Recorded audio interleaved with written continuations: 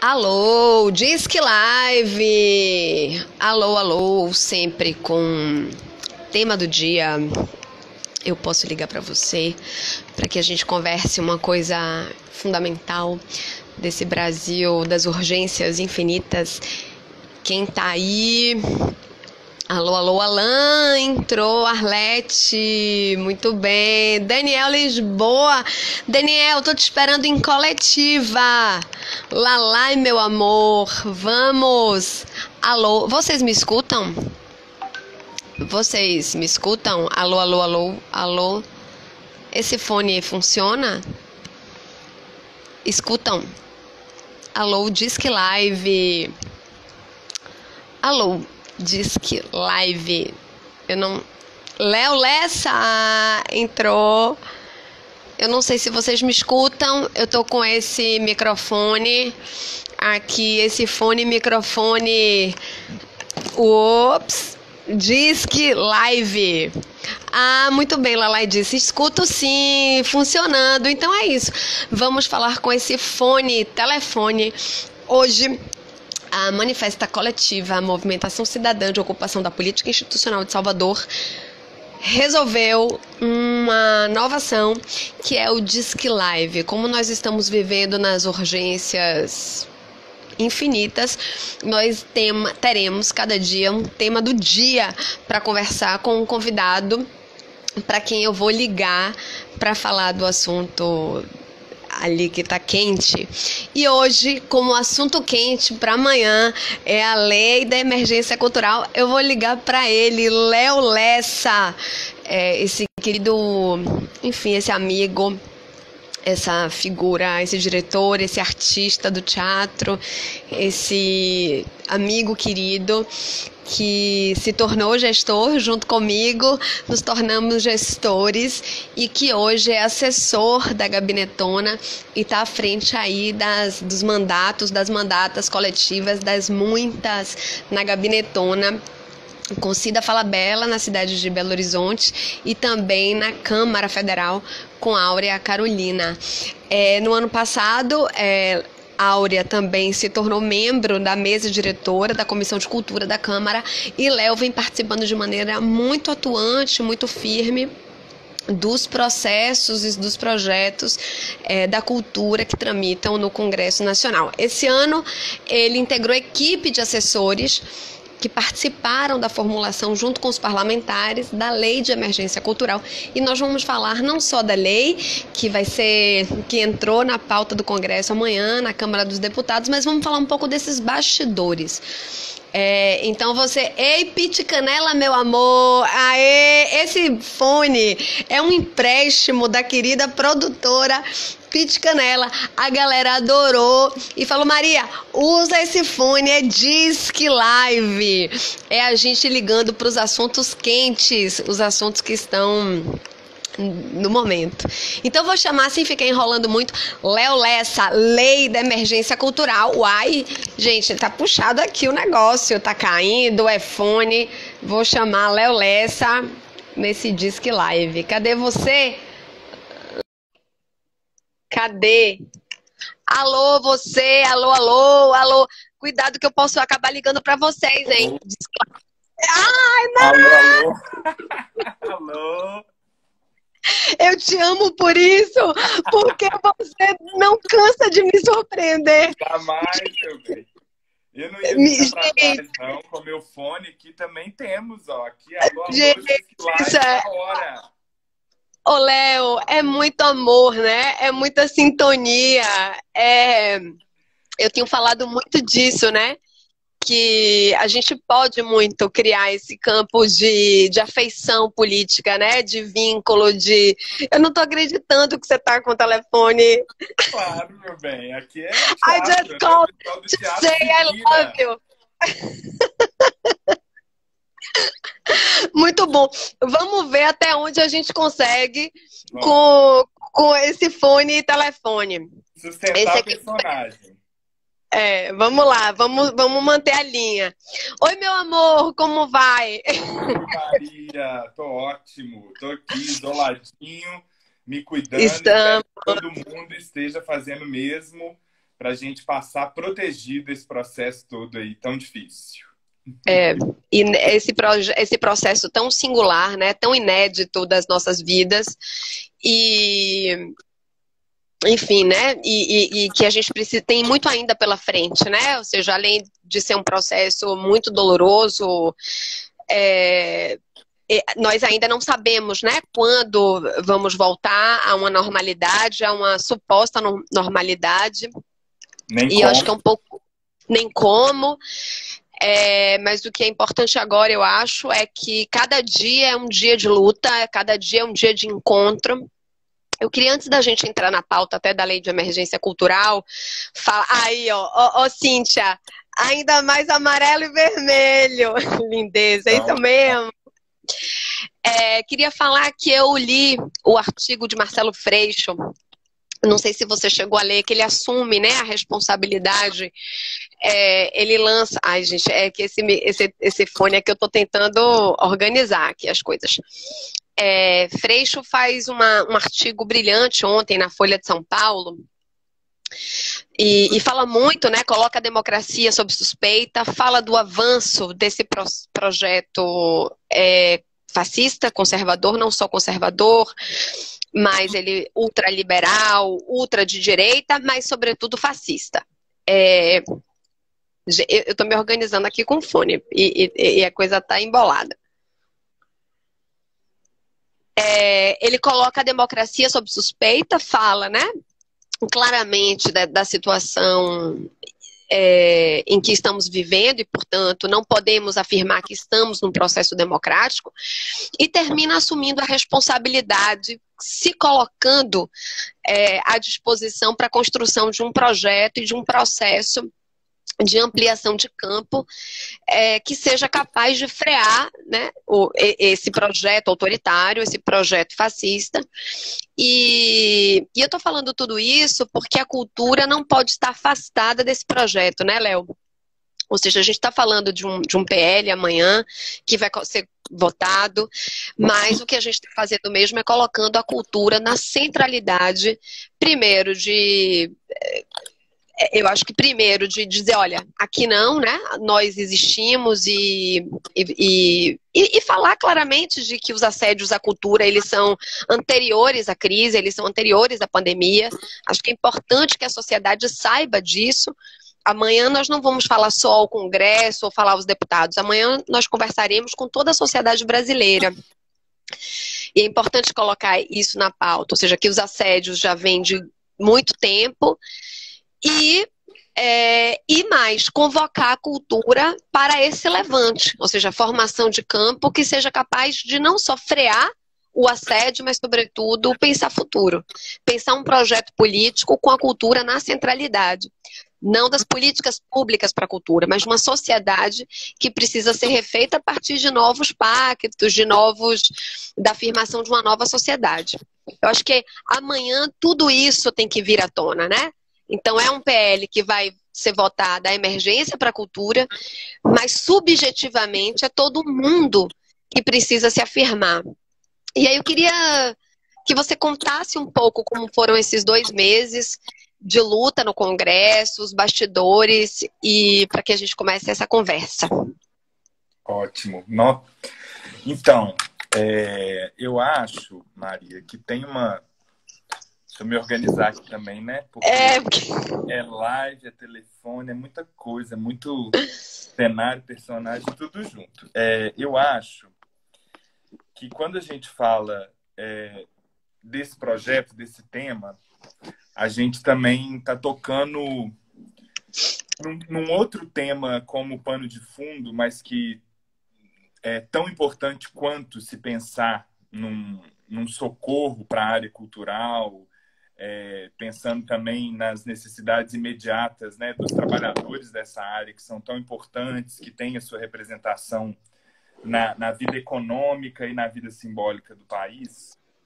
Eu acho que também a gente tem como pano de fundo a necessidade de se pensar uma mudança de cultura política, em primeiro lugar, né? Eu acho que é esse um dos principais chamados que Freixo e várias outras lideranças do nosso campo vêm fazendo, né? para a gente vencer o fascismo, para a gente conseguir atravessar esse período em que quem está no poder faz uma ode à barbárie, só vai ser a partir e através de uma mudança de cultura política. E qualquer mudança de cultura parte, em primeiro lugar, de mudança de hábitos, de mudança de formas de relacionar e se construir com o outro. E eu acho que isso vale para o nosso campo, né? Para esse campo progressista, para as esquerdas, para os movimentos sociais. A gente está precisando repensar a nossa cultura, a nossa forma de agir coletivamente.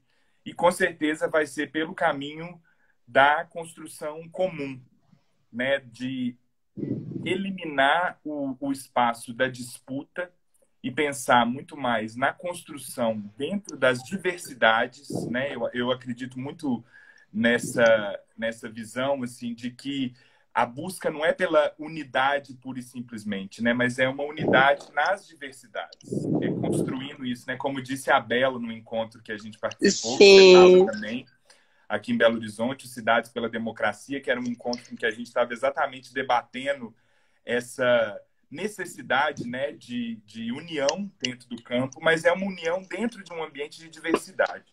E eu acho que Estou aqui procurando o panfletinho do Cidades pela Democracia para mostrar para todo mundo. Foi um encontro incrível que a gente participou, né, com várias lideranças de vários partidos, de vários movimentos sociais. E eu acho, então, que essa também é uma mudança de cultura política, né? Então, a cultura e o quanto ela nos inspira, né? O fazer da arte é um fazer coletivo, é um fazer que se busca. Aqui. Isso, foi esse encontro que rolou aqui em BH. Então, eu acho que o fazer artístico, o fazer cultural, o fazer das expressões culturais dos povos tradicionais nos ensina muito isso, né? É a unidade, é a comunhão num multiverso, né? Numa diversidade de existências, dialogando para construir o comum. Então, eu acho que isso se dá como uma urgência do nosso tempo, né? E muito mais até do que uma urgência, uma insurgência, porque a gente precisa, como você sempre lembra, né? Se insurgir sobre tudo isso que está aí, e a cultura vai ser fundamental. Essa mudança de cultura política, eu acho que é um primeiro ponto, e eu vejo que é um dos maiores chamados que a gente precisa escutar com muita atenção desse momento que a gente está vivendo. E aí, falando também, né, especificamente disso que você chamou aí de bastidores, assim, fica parecendo que a gente vai contar as fofocas, né? Mas não deixa de ser revelar também um pouco o que está por trás dessa construção desse projeto de lei. Primeiro, que ele é também uma resposta a um chamado, né? Um chamado latente, que já desde o primeiro momento, pelo menos aqui em Belo Horizonte, isso foi muito nítido para a gente, assim, antes, inclusive, de se decretarem os estados de isolamento, de se definirem, né, dos poderes públicos, definirem as medidas de restrição de convívio social, a arte, né, os artistas, os trabalhadores da cultura já começaram a se preocupar com isso e paralisar suas atividades, né? A gente já sabia que viria algo que demandaria de nós essa paralisação, porque nós somos promotores de aglomeração, né? A gente gosta de muita gente junta, né? A gente que é do teatro, então a gente é da presença, é mesmo da música. Claro. Então, primeiro eu acho que é responder à altura dessa atitude responsável que o segmento teve muito rapidamente, né? De fazer... E antes, né, de qualquer regramento. Públicos, né? Sim. Então, eu acho que, em primeiro lugar, é uma resposta. E existiu, já desde o início, nesse grupo de parlamentares deste campo que a gente estava se referindo, um movimento natural de pensar e debater uma construção coletiva em torno de um projeto que pudesse responder à altura essa tomada de atitude tão responsável do segmento cultural. Então, é um projeto que nasce de uma articulação suprapartidária. Obviamente, né, o campo progressista tem uma tradição nos debates relacionados à formulação das políticas culturais, então, né, surge um impulso dentro dessas parlamentares mulheres, né? Isso é muito importante, porque a gente teve, no ano de 2019, uma mesa diretora na Comissão de Cultura da Câmara dos Deputados, comandada por mulheres, e tendo também na sua composição da própria comissão mulheres muito combativas e que têm um histórico nas políticas sociais como um todo muito relevante, né? Então, a gente começa esses debates, então, a presidenta Benedita da Silva, junto com Maria do Rosário, a Áurea Carolina, que é a parlamentar com quem eu construo, né, a gabinetona, a movimentação das muitas dentro do PSOL, apesar de estar de licença maternidade, mobiliza, né, a nossa equipe se mobiliza em torno desse debate, juntamente com Jandira Fegali, Lídice da Mata, Alice Portugal, Natália Bonavides, uma mulherada que estava na linha de frente da comissão, junto com vários companheiros também, tá? Mas a gente rapidamente começou esse debate capitaneado por essas mulheres. E é um projeto, então, que acaba se desdobrando em várias propostas, é da natureza do parlamento, do legislativo, se construir na diversidade. Então, a gente tem um projeto que sai da Comissão de Cultura com a primeira assinatura da deputada Benedita, e depois uma outra proposta que é apresentada pelos líderes da oposição, da minoria, mas todas elas com várias similaridades. E, é claro, numa urgência, a gente também precisava responder com muita rapidez, então vários projetos foram sendo protocolados já, porque também conhecemos o rito do parlamento, que num determinado momento eles chegam e são apensados, né, que é o termo técnico que se usa para quando se faz uma junção, uma fusão de propostas que tratam do mesmo tema.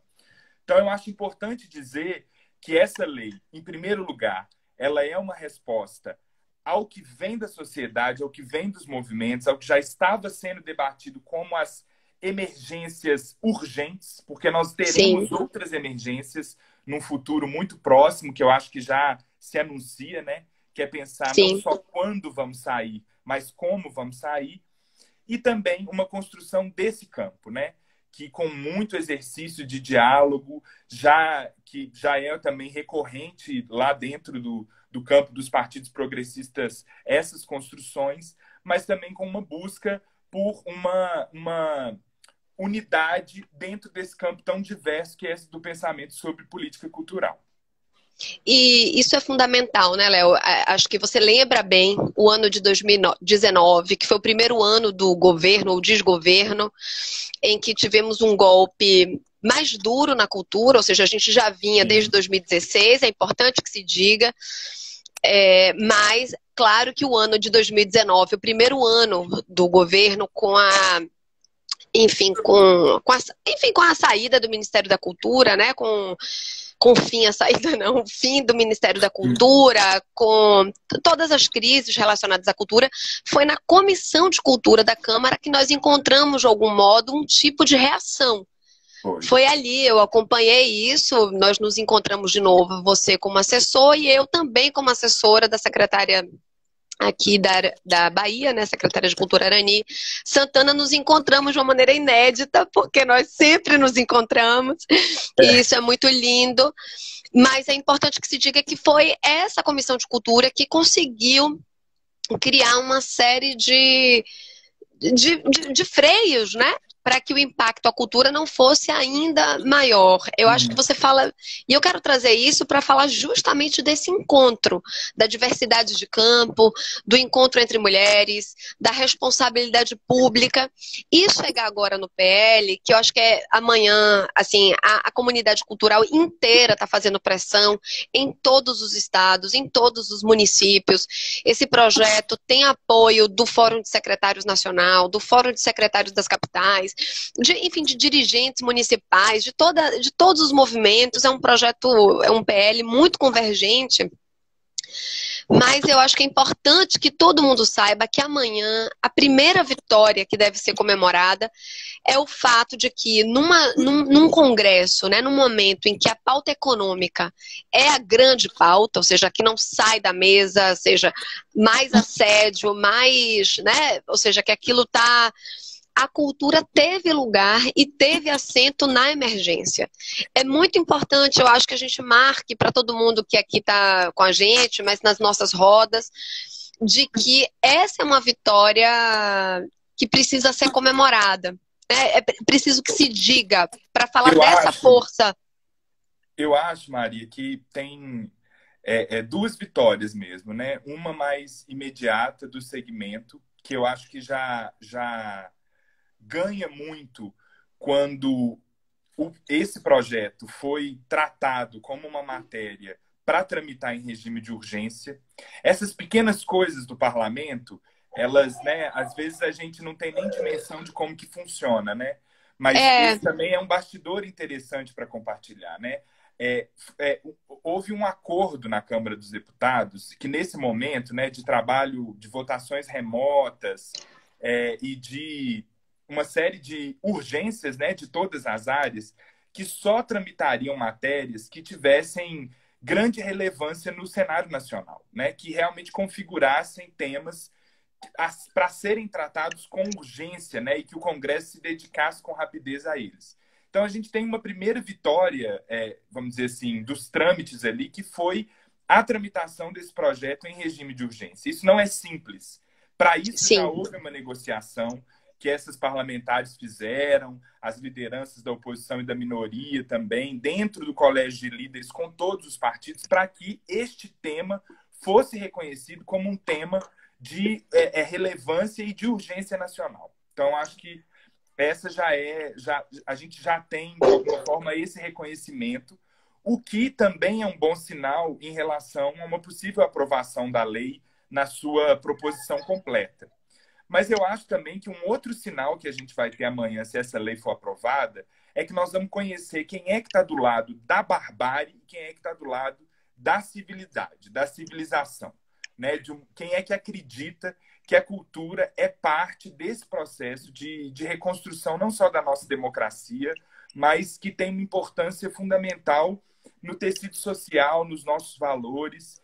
E eu acho que esse é o primeiro divisor de águas, né? A gente tem visto, inclusive, manifestações de apoio de parlamentares do campo do centro, do campo da direita, que, inclusive, Sim. fazem questão de acentuar a importância, né, econômica do segmento cultural. Né? Então, que esse investimento, porque é preciso se entender que esse recurso que vai ser destinado para as ações emergenciais na área da cultura não é um gasto, não é uma doação, é um investimento num setor que retorna muito para a nossa economia e também para a nossa saúde. Né? A gente também precisa marcar a importância dos artistas hoje na saúde e na qualidade de vida da população que está sendo, né, obrigada com toda a necessidade sanitária em se isolar. Então, é arte, é cultura, é literatura, é audiovisual. Né? Mesmo os artistas da cena, da presença, estão colocando seus trabalhos em plataformas online para serem vistos e ajudar as pessoas a manterem conexão com o coletivo, com o comum. Né? Porque a arte também é uma forma de celebrar o encontro, mesmo que ele tenha que se dar nesse momento mediado pela virtualidade. Né? Então, eu acho que esse também vai ser um marco importante para a gente conhecer dentro do parlamento quem é que está do lado dos valores civilizatórios, né, da liberdade, da criação, da criatividade, e quem é que vai ficar agarrado a essa barbárie. Né? E o Congresso Nacional tem dado a sua resposta, eu acho que tem cumprido o seu papel, né? Sim. Que vai desde o auxílio, da aprovação, da proposição do auxílio emergencial minimamente digno, né? Porque se dependesse do governo, os trabalhadores autônomos estariam amargando aí com R$ 200 mensais, o Congresso triplica isso, e eu acho que amanhã pode dar mais uma resposta nessa mesma direção. Léo, antes da gente entrar aí no terceiro bloco do Disque Live, antes da gente entrar na matéria propriamente dita, porque eu acho que é muito importante que a gente fale, né? O que é que vai ser votado. Você está falando, amanhã conheceremos, né? Quem é quem, né? Nós vamos conhecer cada um, é importante. Amanhã, 14 horas, a votação. Então, é importante que nós possamos acompanhar. Mas vamos falar da matéria, porque também é possível que esse projeto seja votado com algumas emendas, com algumas considerações. Não se trata de votar só sim ou não, mas quais são as proposituras que tira, que coloca, né? É importante que esse também seja um sinal, né? É importante que a gente tenha essa atenção. Mas, antes da gente entrar na matéria, no quem é quem e no como, eu queria que a gente pudesse voltar um pouco no tempo, no nosso encontro, né? Eu acho que o nosso pré-2016, né? Esse momento que, enfim, de que a gente está demorando a se recuperar, desde que houve a ruptura do golpe, e isso está tá violento demais, né, para a sociedade. Agudizando, né? Agudizando. Vai se agudizando e nós precisamos encontrar muitas saídas. Logo quando houve a crise, né, logo da pandemia, logo na interrupção das atividades, todo o conjunto de demandas vieram imediatamente para estados e municípios, porque nós sabíamos que o governo federal não teria como, não faria nenhum tipo de resposta rápida. E nós não podemos esperar. Ou seja, o campo da cultura não tem reservas, né? Não tem gordura, como disse muitas vezes Juca, né? Porque tirar da cultura nós não temos nenhuma gordurinha. Magrinho, né? Nós somos magrinho, né? Nós somos raquíticos. Então, assim, é conhecido o raquitismo da cultura, é conhecido.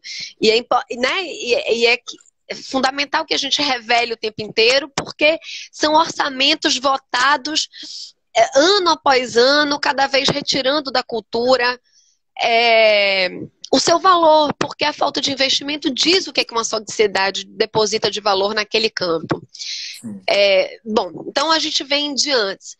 E os estados e municípios, todos eles, o conjunto de estados, alguns saíram com uma medida, outros com outra, uns tomaram uma decisão, mas a gente sabe que estados e municípios vêm ao longo do tempo, com uma carga muito pesada sobre a execução de políticas, né? Respostas à sociedade, encargos enormes sobre os investimentos, e isso tudo é muito insuficiente. E eu queria lembrar com você aquele nosso breve encontro na Funarte, breve, mas como diz Wagner Moura, foi curto, mas foi intenso, minha irmã, né? Então foi curto, mas foi intenso, foi um ano de diagnósticos muito fundos, e eu queria que a gente pudesse trazer, ou seja, esse encontro, né, de nós dois, para trazer para todo mundo o que a gente viu ali na Funarte, né? Ou seja, aquele Ministério da Cultura, que era o Ministério da Cultura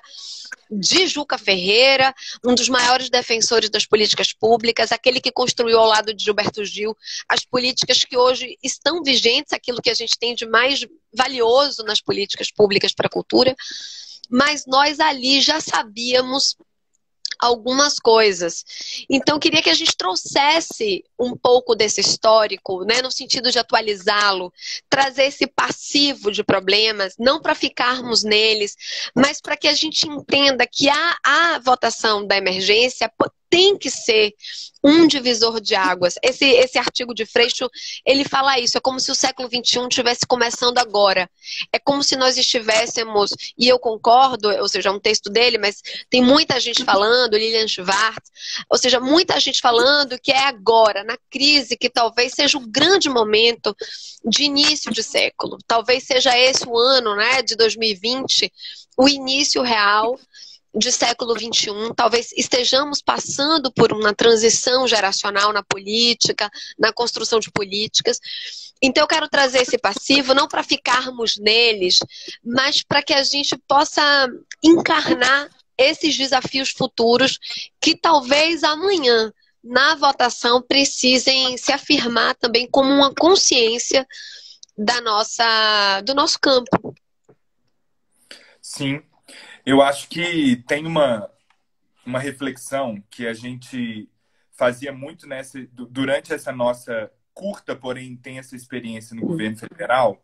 E aí, né, a gente vai falar do lugar das políticas culturais, especificamente das políticas para as artes, que é onde a gente constrói e pode, pelo menos, tatear algumas certezas, assim. E uma delas, que já durante essa experiência foi se afirmando para nós, é uma excessiva centralização nas formulações e principalmente na execução das políticas. Eu acho que o que a gente vive neste momento de pandemia, e isso se reflete, eu acho que numa dimensão mais ampla, em todas as áreas, mas especialmente na saúde, a gente está sendo obrigado a vivenciar, né, a partir de uma negligência, de uma irresponsabilidade completa do governo federal, desse ente, né, do poder executivo do governo federal, um protagonismo com muita responsabilidade e propriedade dos estados e dos municípios, né?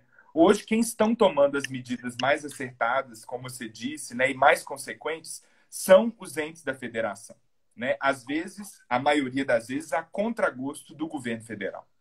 E essa já era, né, Maria, uma reflexão que nos acompanhava na experiência da Funarte, né? Que falta de articulação com os entes federados, né? Que centralização, inclusive, da operacionalização de uma série de mecanismos que deveriam dialogar com a ponta, com quem está produzindo e criando arte nos territórios, né? Para quem é dessa área, basta a gente falar dos prêmios que a Funarte tradicionalmente realizava, né? Totalmente centralizados, muitas vezes concorrendo, inclusive, no mesmo tempo, com mecanismos municipais e federais, sem um pensamento mais sistemático e articulado com uma cadeia de políticas e de um sistema, né, que é a base conceitual do Sistema Nacional de Cultura, que não foi nunca implementada do seu ponto de vista orçamentário, né?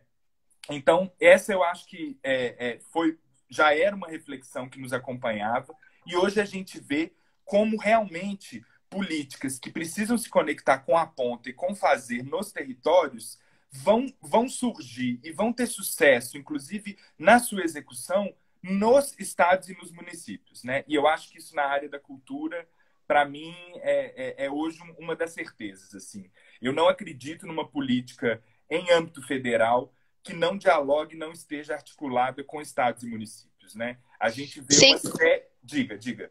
Não, sem contar com a supercentralidade de recursos, ou seja, quando a gente vê hoje, quando nós vamos analisar o Fundo Nacional de Cultura, um fundo sem execução, um fundo com superávit ali parado, né, com todo um campo minguando, isso é muito violento, né?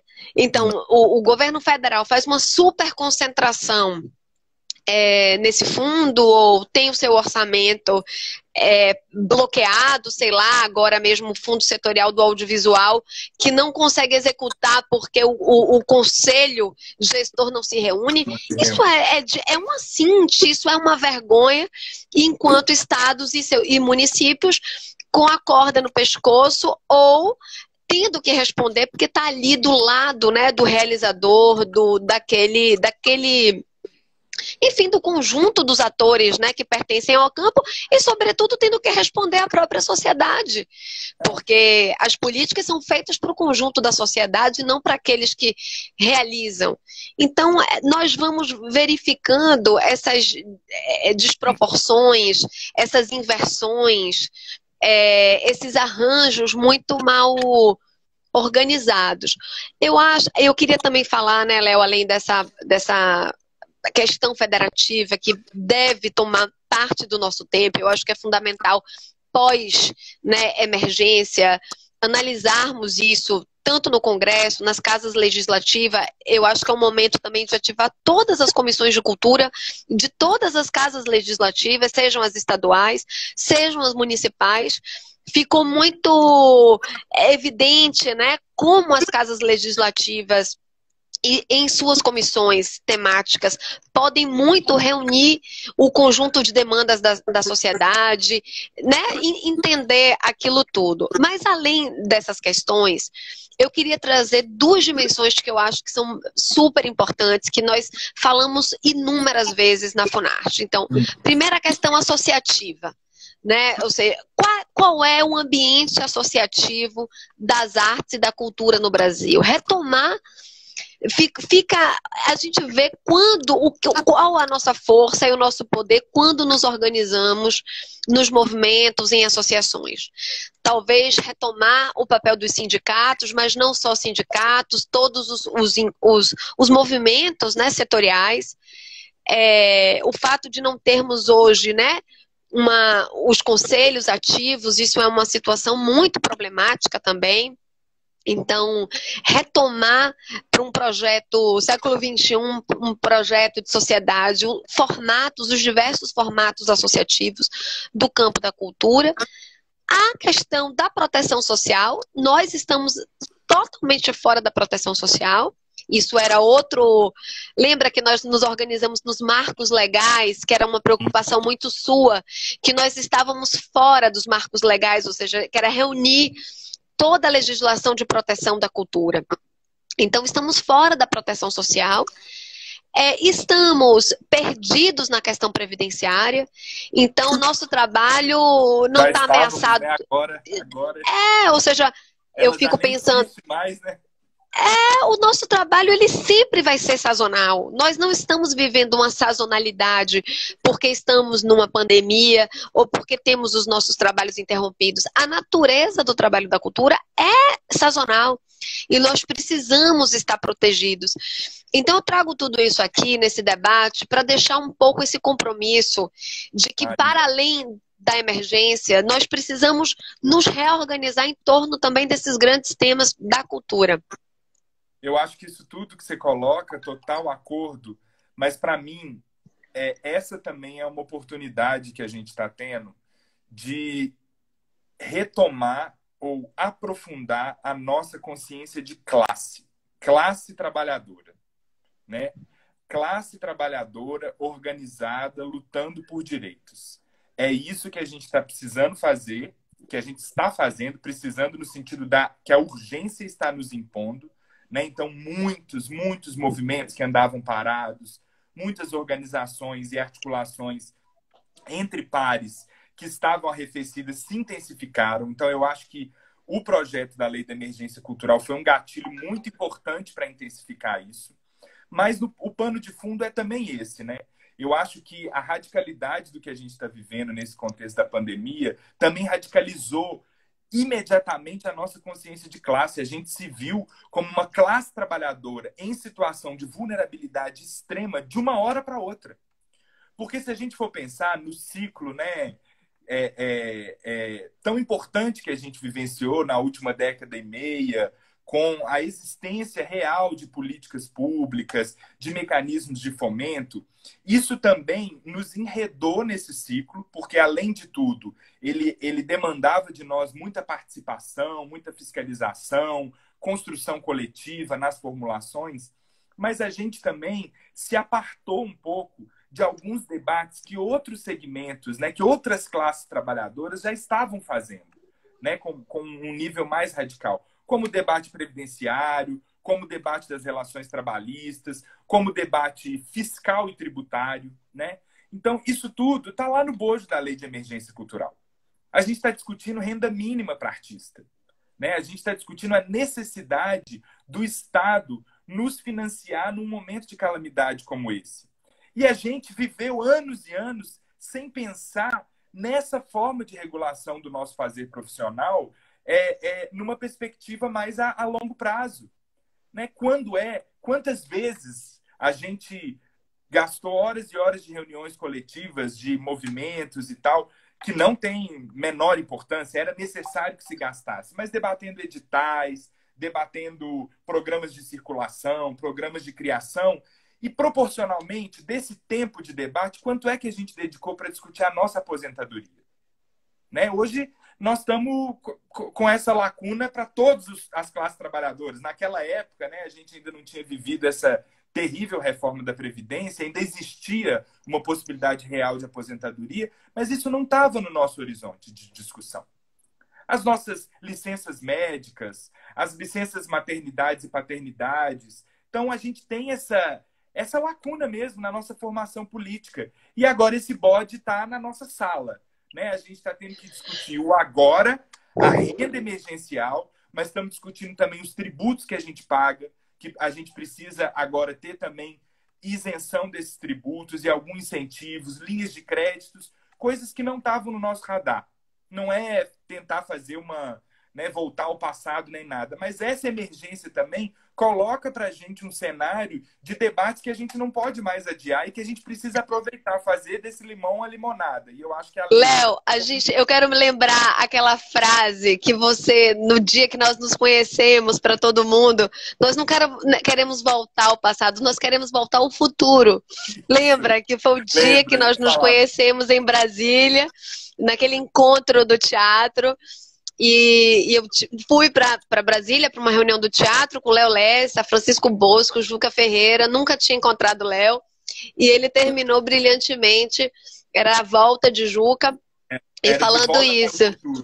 De volta para o futuro. Então, que a gente claro, então debater nessas questões, né? Era um momento em que o próprio Juca fazia uma autocrítica da sua gestão anterior, de que as políticas para as artes, né, nesse sentido mais estruturante, tinham ficado ainda num planejamento muito lacunar. E a gente tinha essa missão, né? Então a gente brincou, é de volta para o futuro, né? É aproveitar esse acúmulo de formulação, de base, né? A criação dos marcos legais e tal, mas também para avançar. E eu acho que a gente vai precisar fazer isso também.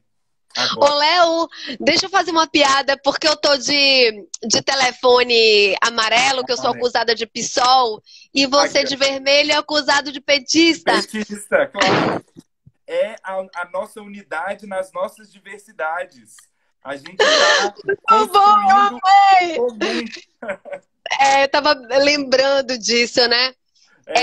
Bom, eu estava me lembrando do PT, e porque nós temos aqui no Nordeste, eu acho que uma das experiências mais fantásticas do ponto de vista da gestão, que é a criação do Consórcio Nordeste, que tem conseguido responder a muitas das coisas, né?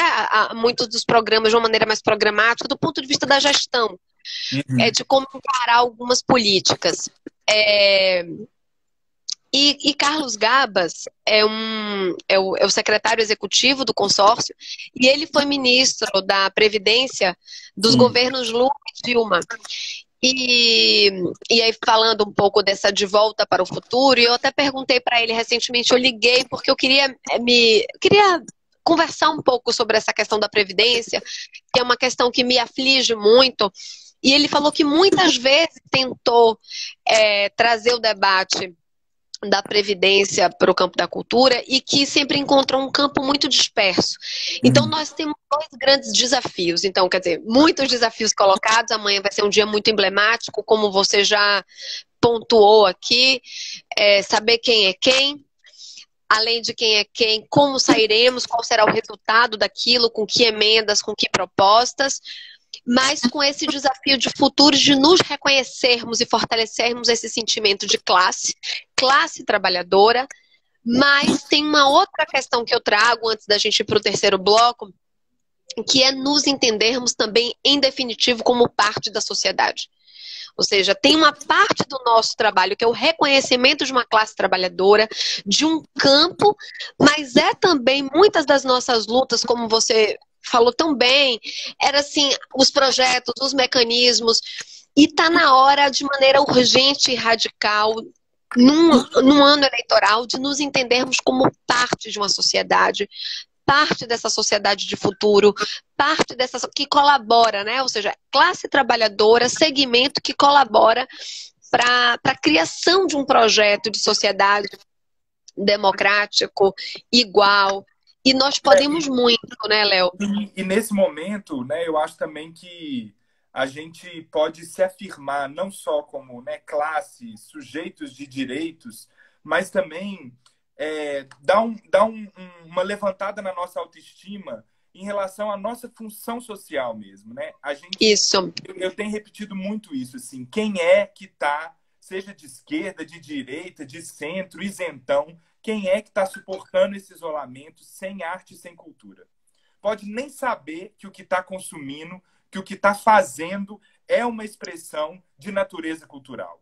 Né? Que a receita da avó que está revivendo na cozinha para dar conta de passar o domingo a matriz daquela experiência ali, ela é cultural. O livro que está lendo, a série que está assistindo no Netflix, que por trás de tudo isso tem o nosso trabalho, o nosso suor, e por isso, né, a nossa função ela está muito latente. Então, eu acho que também é um momento da gente reafirmar isso para o cidadão brasileiro, né? Olha, é aí, nesses momentos mais agudos em que a sociedade está vivendo de forma mais depauperada, né, com seus valores, com Sim. seus afetos muito limitados, vamos dizer assim, é quando a arte e a cultura saltam aos nossos olhos como uma alternativa de arejamento, de celebração, de comunhão e de contato com o outro, né? Porque ler um livro, mesmo que o autor não esteja aqui conversando presencialmente comigo, é uma troca coletiva entre sujeitos, né?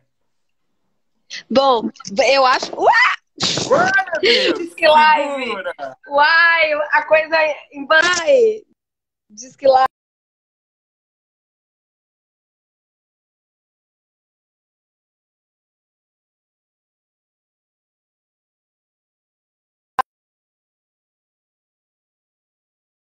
Estamos refazendo Não, a não quero encerrar nada. Quero. Voltou. Só eu faço isso. Léo, a gente vai entrar agora na reta final, porque você sabe que o Instagram, ele derruba a nossa live. Vamos para a matéria de amanhã, que foi são cinco projetos foram apensados, ou seja, reunidos nesse PL 1075, que foi o primeiro a ser protocolado. Esse PL que tem a autora a nossa querida deputada Benedita da Silva e outras autoras, Áurea Carolina entre elas, Lídice da Mata, nossa querida deputada aqui, foram 28 deputados, entre deputados e deputadas, de 8 partidos, e depois mais 4 projetos, não é isso? 4 PLs foram apensados ao primeiro. E aí, centro, com partidos de direita, foi realmente uma construção de quem está do lado da civilização. E depois que a gente tem um campo maior. Muito bem. E depois, claro, esse projeto chegou na deputada Jandira Fegali, que assumiu a relatoria e partiu para um conjunto de debates. E isso abriu para movimentos, fórum de secretários estaduais, fórum de secretários municipais, enfim, toda sorte de contribuição rodadas aí pelo Brasil todo. E finalmente esse projeto chega, né, com características, eu acho, com boas produções de consenso, né? A minha leitura que estive por estar assessorando a secretária Arani, tanto participei do GT do Fórum de Secretários e, enfim, todas essas coisas, todas as reuniões que tivemos entre assessores, as reuniões públicas, aquelas mais reservadas aos grupos de trabalho internos, a avaliação que eu faço é que nós chegamos a bons consensos, né? Eu acho que é um processo muito democrático e acho que é bom que a gente tenha a matéria aí para que todo mundo dividir com quem está vendo a gente. E claro, agora tem pouca gente, mas eu acho que é importante que a gente possa falar desses pontos e quais foram esses pontos de consenso, né? Para a gente já ir. Temos 10 minutinhos para a gente falar. Dá, né? 10 minutos. Exatamente, temos 10 minutos para falarmos mesmo da matéria, dos pontos, do que isso prevê e isso que a gente deve defender amanhã. Olha, como proposta. Para falar da lei, assim, eu tenho usado uma divisão assim, em 2 blocos que eu acho que a matéria trata, e aí eu estou falando do último substitutivo, né? Até o momento da votação podem-se ter negociações, mudanças no texto. Mas até o momento a gente tem 2 blocos. Um primeiro bloco de fomento direto, né? Que é transferência de recurso do orçamento federal, que considera o superávit, ou seja, o dinheiro que não foi gasto até o ano passado, né, as sobras, que são muito grandes, quase a totalidade em alguns anos, do Fundo Nacional de Cultura, é um repasse desse recurso para estados e municípios. Aí muita gente, inclusive alguns parlamentares que estão se posicionando ou buscando estudar, entender melhor o projeto, tem falado, ah, mas isso não é tirar poder do governo federal, isso não seria atribuição do governo federal, isso é coisa de oposição. Não. Isso, em primeiro lugar, é uma materialização do Sistema Nacional de Cultura. Isso já estava previsto na formulação que originou o Sistema Nacional de Cultura e nunca foi colocado em prática. Essa descentralização dos recursos a partir de critérios nacionais, né, de uma política nacional, é preconizada pelo Sistema Nacional de Cultura. Então, a gente tem uma descentralização, mas quem diz o que vai ser feito com esse recurso é uma pactuação em âmbito nacional, porque a gente está tratando de um tema que é de interesse do país inteiro, não só de um estado, de uma região ou de um município. Então, nesse bloco do fomento direto, esse recurso de 3,6 bilhões de reais vindo do superávit vai alimentar 3 linhas de ação. Renda emergencial para os trabalhadores, auxílio, né, um benefício mensal de recursos para espaços, entidades, pontos de cultura, organizações culturais comunitárias e editais. Editais aí formulados pelos gestores locais, focados na mitigação dos impactos da pandemia. Então, esse é o bloco do fomento. O recurso vai com esse direcionamento para os estados e municípios e ali, a partir das suas estruturas e das formulações que já existem nos territórios, porque a necessidade da Bahia é diferente da necessidade de Minas Gerais, a forma de resolver, né? Tá todo mundo em emergência, precisando de recurso, trabalhadores e espaços, mas a forma de resolver, o estado da Bahia pode dar de um jeito, o estado de Minas Gerais de outro. E assim, em relação aos municípios também. Claro. Então, esse é o primeiro bloco que eu chamo de fomento direto, que executa, coloca em prática diretrizes preconizadas pelo Sistema Nacional de Cultura, que é a transferência de fundo a fundo e uma atuação com os entes federados, a partir de uma diretriz comum de uma pactuação nacional. E o segundo bloco é com o estudo, só queria falar com o estudo, porque é importante que a gente relembre que tivemos sempre muita dificuldade em pensar como seria essa distribuição e que a lei emergencial já faz um teste a partir dos fundos de participação, tanto de estados e municípios, que a gente não sabe ainda, é a primeira vez que nós vamos usar isso para a cultura, mas é um primeiro estudo e é importante que haja atenção para isso, como isso vai funcionar, se é uma proporcionalidade importante para o futuro também. Esse é um ponto, né, de experimentação. A urgência nos obriga a experimentar sem muito acúmulo, porque a gente não conseguiu colocar nunca em prática essa divisão, então a gente está bebendo de pactuações de outra ordem, né, de experiências do Fundo de Participação dos Estados e do Fundo de Participação dos Municípios, combinado com a quantidade de população de cada estado e de cada município.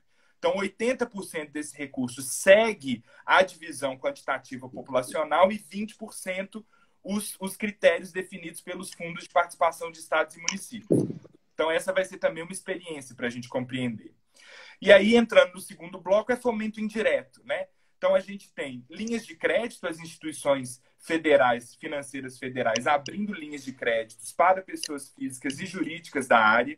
Então, você tem linha de crédito para custear despesas de manutenção, linha de crédito para aquisição de equipamentos. A gente sabe que essa é uma demanda do segmento cultural. Para se reerguer, muitas pessoas vão precisar adquirir equipamentos, espaços, renovar os seus equipamentos de luz, de som e por aí vai.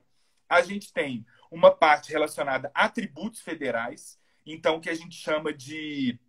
Esses tributos eles vão ser diferidos. Não é uma isenção, é um diferimento. Você não paga, se suspende o pagamento dos tributos e depois você paga ele num período posterior à pandemia, né? Ele é diluído em parcelas ali na pandemia. A proibição de corte de serviços essenciais, então se proíbe o corte durante o período da pandemia de água, luz, telefone, internet, gás.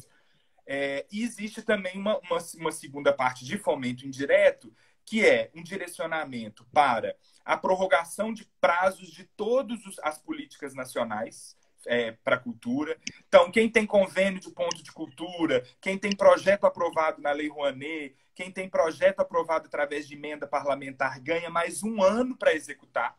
Então, a prorrogação automática de 1 ano para prestar contas, para executar. e também se direciona, né, a priorização para o fomento a atividades atividades culturais que possam ser transmitidas via internet. E um ponto importante é que a lei também, essa foi uma batalha particularmente que a gente fez internamente para convencer ali os parlamentares, as consultorias, de que o governo federal tivesse um prazo para abrir esse crédito, né, de 15 dias. Então, a lei sancionada, o governo tem 15 dias para abrir o crédito extraordinário de 3,6 bilhões e fazer esse recurso chegar nos estados e municípios, né? O prazo é também em função da urgência e da emergência que a gente está vivendo. É muita coisa. Eu acho que, bom, temos 3 minutos.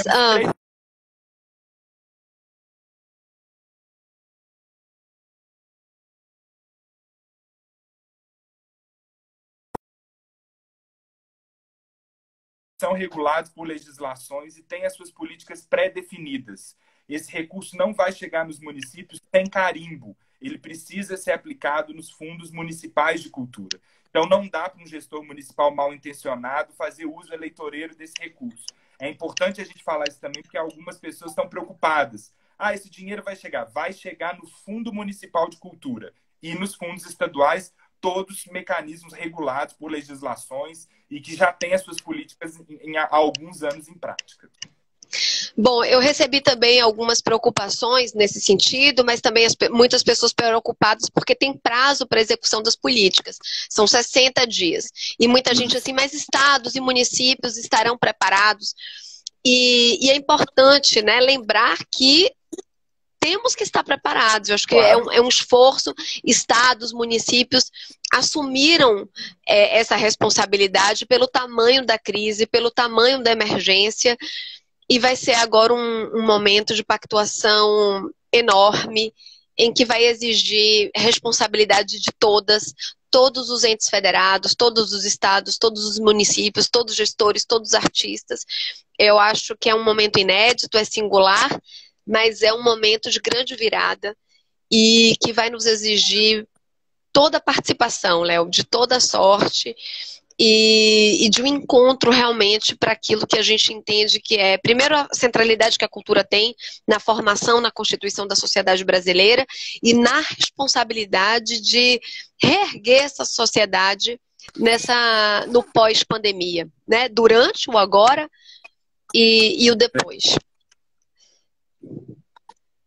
Isso aí, amada.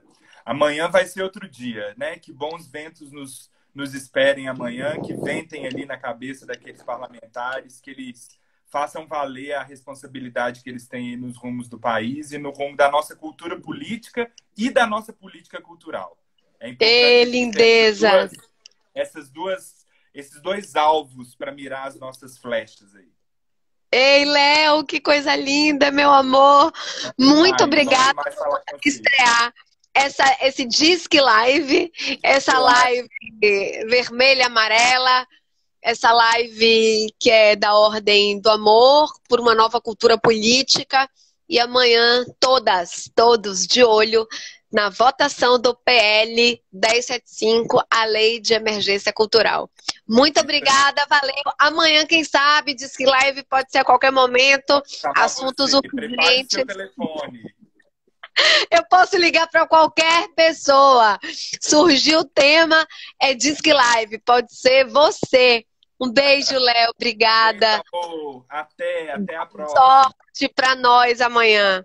Beijo enorme. Beijo. É manifesta, é coletivo, é ocupa política.